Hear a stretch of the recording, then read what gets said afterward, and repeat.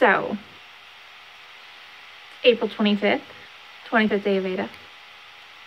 I know in the midst of this quarantine, I cannot be the only person that is having trouble getting to sleep. Most nights, it's just not coming very easy and takes a while. But a little part of that is I succumb more to television than I have in a while. Or at least it's distracting at night. And yes, I did watch Tiger King. Maybe I'll do a video about that before this is over. We're getting close to the finish line. But the thing that has really been my exciting continual show is called The Midwife. And I just kind of wanted to gab about it a little bit. I believe I'm on series 5 right now. And I'm so flipping into it. It's really, really cool. I'm a bit of a history buff. I like historical pieces, and it's interesting to see really what wasn't that long ago. I mean, this show takes place when my mom is alive. I mean, my Grammy gave birth to my mother, and my grandma gave birth to my father. When this is taking place, and I'm curious the difference culturally, America and the UK, and it's a TV, so licenses are always taken, and I don't know for sure everything, but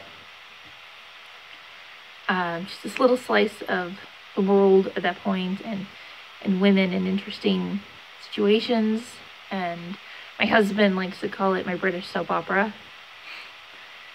And I don't think it's quite as bad as a soap opera. It's definitely a drama, and it has things. And I love the interactions with the stories with the moms. I cry almost every time I watch it. And I don't know if that's, it's an overly emotional season in life with the quarantine and everything. And I have a little girl and whatnot. But yeah, I do just cry all the time watching it. And something that's interesting about it is it's narrated by one of the nurses, one of the midwives, and slight spoiler, not going to be very spoilery, but the person that does the narrating does eventually leave the show. And that's something that's kind of interesting about British TV that I sort of love. I love Doctor Who, and there's other shows that I like from the BBC or British television. And one that reminds me a bit of this is there's a show I used to watch called Being Human. And I was very into Being Human from day one, and there's a cast of characters. By the end of the show's run, not one person from the first season is there anymore. And that would never happen here. And it's just an interesting thing that I'm seeing on Call the Midwife too. Not that the whole cast has changed or anything, but the main character, who still narrates the show as an old woman, is gone, and people rotate through as, people would in a workplace over time.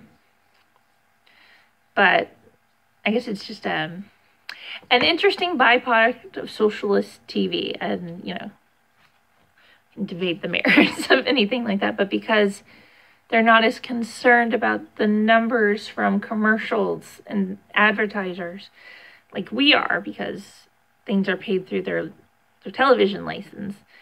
There's this unique thing that TV shows out there can do that go one end of the spectrum or the other. They can either end their show when they think their story is done and it's good. And, a couple shows here done that. I mean, recently, think about The Good Place that ended in a place when they could have had a lot longer run, but for artistic integrity ended it. But in the UK, that's something that just, they told their story and it's done, and it's cool. We're not pushing it forward, even if it's popular.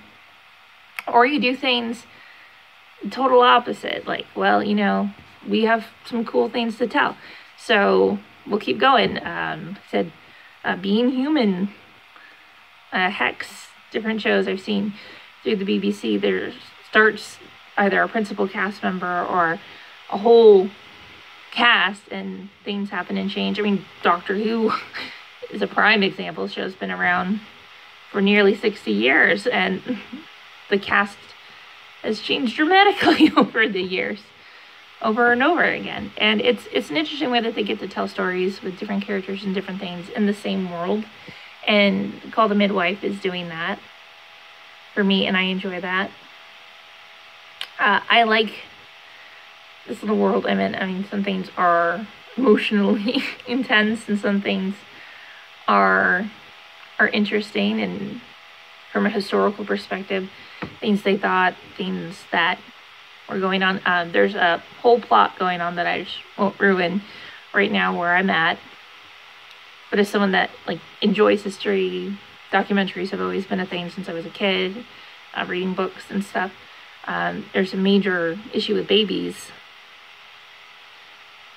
that was seeded. I don't know if it was last season or several episodes ago. I mean, when you keep going through Netflix, you don't know exactly where you're at.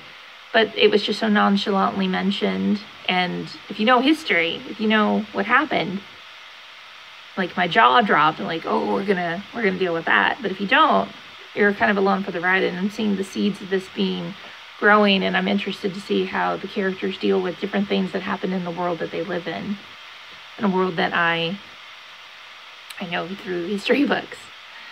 So if you're into historical stuff, if you don't mind crying, it's a pretty good show. It's mostly pretty tame when it comes to mature. I mean, I think it's rated MA, but the language is usually pretty decent. I mean, there are some characters that occasionally stuff. You're not going to see like overtly sexual stuff and things like that. And if anything, there's like this respect for the body, especially the female body, and what it can do and the power of it. And I'm enjoying this show. So yeah, Called the Midwife. It is my quarantine binge.